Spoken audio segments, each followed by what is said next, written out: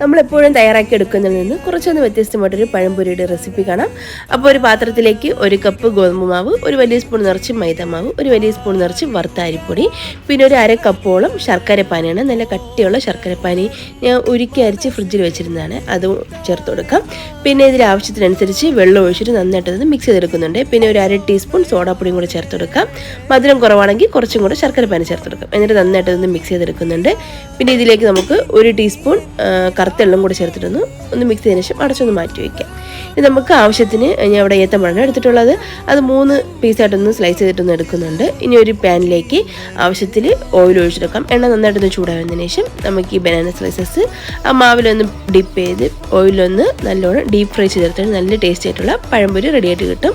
പിന്നെ ചെറിയൊരു കാര്യം ശ്രദ്ധിക്കാനുള്ളത്, നല്ല ക്രിസ്പി ആയിട്ട് ഇതൊന്ന് ഫ്രൈ ചെയ്തെടുക്കാനായിട്ട് ശ്രദ്ധിക്കണേ. അപ്പോഴാണ് നല്ലൊരു ടേസ്റ്റ് കിട്ടുന്നത്. അപ്പോൾ ഒരു മീഡിയം ടു ഹൈ ഫ്ലെയിമിൽ വെച്ചിട്ടാണ് ഇതൊന്ന് ഫ്രൈ ചെയ്തെടുക്കാനായിട്ട്.